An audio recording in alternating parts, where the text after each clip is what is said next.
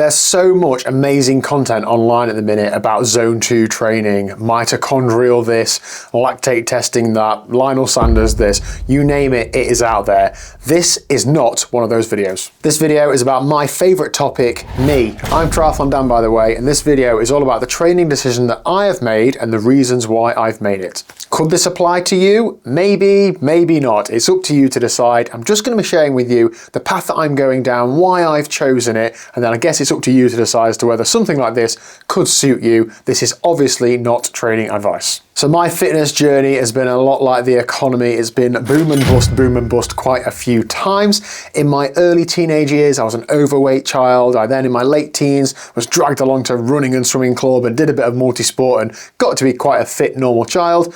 Early 20s, desk job, beer, kebabs, couldn't outrun a Mars bar, got up to 127 kilos in body weight. It was my peak, but very much not my peak. Mid to late 20s, went vegan, did a lot of training, did a few Ironmans, did I mention I've done an Ironman, was in good shape, was about 80 kilos in body weight, and I was happy and healthy. And now I'm in my early to mid 30s, hovering around 100 kilos in body weight, very much not vegan.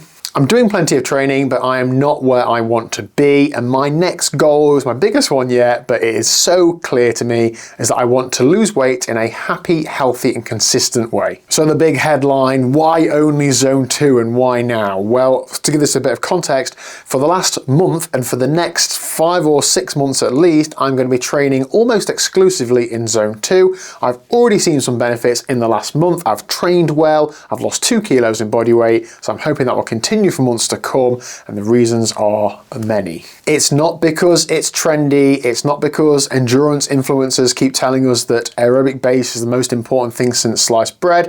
It's not because my FTP is already 354 watts and increasing it anymore would just be downright rude on all my cycling friends. Have I mentioned my FTP is 354 watts yet? It's because I feel that zone 2 is the only training model that fits my lifestyle and my goals right now, and let me tell you why. Now I know there's all manner of fancy diets out there, high carb, low fat, high fat, low carb, vegan, all these different things. I've probably tried most of them, but to me now what I've learned is as simple as calories in, calories out. I need to be in a consistent calorie deficit in order to lose weight consistently. And zone 2 training really helps me achieve that consistently. When I'm training properly, doing threshold intervals, sweet spot workouts, tempo blocks, it is amazing for Strava kudos and Instagram likes, but it is not amazing for me trying to lose weight consistently. What I find is, for those sessions, you need to be really mentally motivated for one, but you also need to be fueled for another. So if I'm going into a session where I'm asking a lot from my body, I'm doing some threshold workouts, I need to be fueling those sessions properly. And if I'm trying to work to be in a calorie deficit, then I'm probably not fueling them as well as I could. And all I find is that over a period of time, there'll be a number of sessions that I either don't get through, don't start, or feel terrible in. And then the result of that is that I end up overeating just through either my body needing it to recover or through me mentally losing it and thinking, oh, what's the point? I'm not training well, I'm not eating well, I'm just going to eat a tub of Ben & Jerry's and a kebab or whatever. So it just doesn't work well when I'm trying to train hard. 1 or 2 bad days soon wipes out several small but consistent calorie deficit days, and it just doesn't get any better. But with zone 2, I hardly ever bonk, so I've got enough energy to ride zone 2 for pretty much as long as I like. I can eat sensibly, so I don't need to be ramming down 200 grams of carbs an hour and having 5 gels every 10 minutes to get through an interval session. I'm just eating little and often enough to fuel the workout and it not feel like I'm absolutely squeezing my body for everything it's got. It's calm, it fits in my life, it enables me to get into a regular calorie deficit without it actually being too difficult and without feeling terrible. The second big reason is recovery. It's such a big part of the goal I'm trying to achieve. I don't know if I've mentioned it, but I've done an Ironman or 2, and I might not look it, but I consider myself reasonably well trained, and that means that when I do zone 2 endurance training, I can recover from it quite well, or I feel recovered. So being able to do an hour or 2 zone 2 and then being able to do it the next day and the next day and the next day is much more productive than me doing an interval session, day off, interval session, day off. The latter might get me fitter on paper, but it is not helping me towards my weight loss goals, which is better served by doing consistent, regular aerobic exercise. That ties into the third reason in that I can train more regularly and for longer. So what was a 1 hour interval session, I can now do 2 hours in zone 2. And again, I know the training benefit argument is still up for debate, but the actual calories burnt is not up for debate. That is mathematical. I'll burn more energy in a 2 hour zone 2 ride than I will do a 1 hour interval session. And that just enables me to do more, burn more, and to be in that more consistent calorie deficit. It's as simple as that. Injury risk is a massive reason as well. So when you're a heavier athlete, you're at an elevated risk of injury, especially through running, but definitely through swimming and cycling as well. So whenever you're training, you're risking having a period of time off of training. If you get injured, you then can't train for a period of time, and that really kills that consistency and kills that weight loss. Zone 2 training across swim, bike and run lets me train without me feeling like I'm just rolling some dice every session.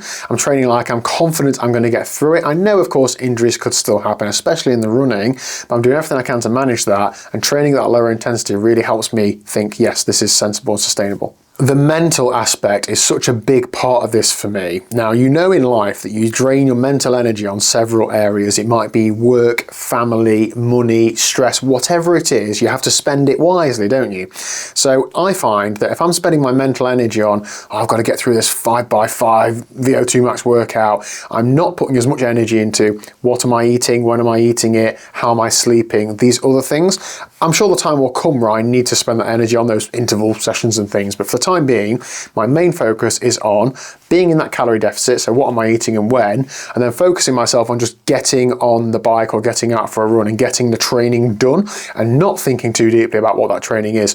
There's also that like intimidation aspect, so you know the feeling if you're a regular trainer, you've got a big session in the diary later that day, you're thinking about it, maybe you're worried about it, you don't know if you can get through it. I'm not having that. All I'm having is, right, I've just got to get on the bike and turn the pedals and the rest will take care of itself. I haven't got to motivate myself or push hard, and all that means for me is that I'm just so much more likely to actually get on the bike. There have been times when I've got that big session in the calendar and I've just not even started it because it's been that intimidating. I need to put all my energy into the things that I've previously failed on, so the regular good diet and those other things. Now, I will admit I do have it better than most in terms of like life flexibility, but I do still have a job to juggle, a minuscule social life to juggle, you know, Liz to spend time with and so on. So I want to feel like my training is adding to my life and it's not taking away from my life. And when I'm trying to motivate myself for those big, horrible, grim sessions and I'm not losing weight, I know it's taking away from my life. Whereas when I know it's just an hour or two on the bike zone 2 and then I'm going to be able to be present afterwards and still have some energy to converse and do what I need to do around the house, it makes me feel a bit better about the training that I'm doing. So I said that this wasn't going to be a really sciencey video on the benefits of aerobic training, and it isn't. However, if you build a big ass aerobic base, you're more likely to have a big ass peak fitness. So therefore, I see that this period of time now isn't actually hampering me in the long term. So I'm talking 6 to 9 months plus. All I see myself doing now is building one heck of a bottom of the pyramid. So then when I do layer those intensity levels on top of it, I'd hope that it would put me in a better place than it would do otherwise. Now, that's yet to be proven, and I'll have to work through this and document my journey along the way. So please do subscribe if you want to see that go well or not go so well. But that's my motivation right now, in that I'm investing in future me.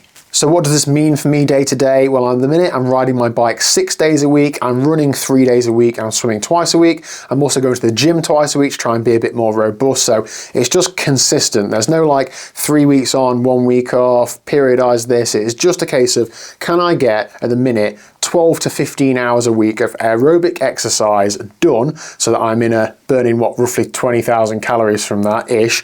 And that puts me in a 500 to 700 calorie deficit a day. That's my main objective. That's all I'm trying to achieve. There'll be days like today where I'm not training as much because I'm doing this. So I'll not be in as big calorie deficit, but I'm taking that into account where there's a picture of the whole week. I had a really good day yesterday and the day before. So just, learning to balance those things. So yeah, lots of my training is going to be repetitive. It's going to be similar. It's going to be the same, but I can track small improvements in my heart rate at zone 2 power, how I feel on my steady runs, what's my average pace on these steady runs at the same rate of perceived exertion, same heart rate, am I running a bit faster because I'm getting a bit lighter?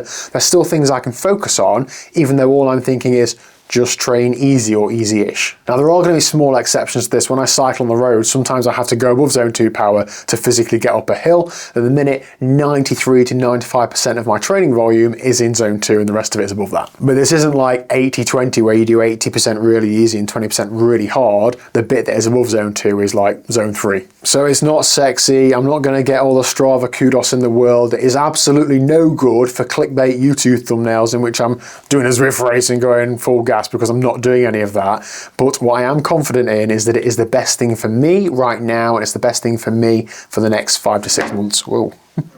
I want to feel fit, happy and healthy. I want to be able to turn up to events and enjoy them whilst performing well, and I believe this is the best path for me to get there. If you've done something similar or you're doing zone 2 training for your own reasons, I'd love to hear your thoughts in the comments section down below. And if you want to follow along, please do hit that subscribe button, because I'm going to be sharing this whole journey on this YouTube channel. Thank you for watching, thanks for the support, and I'll see you in the next one.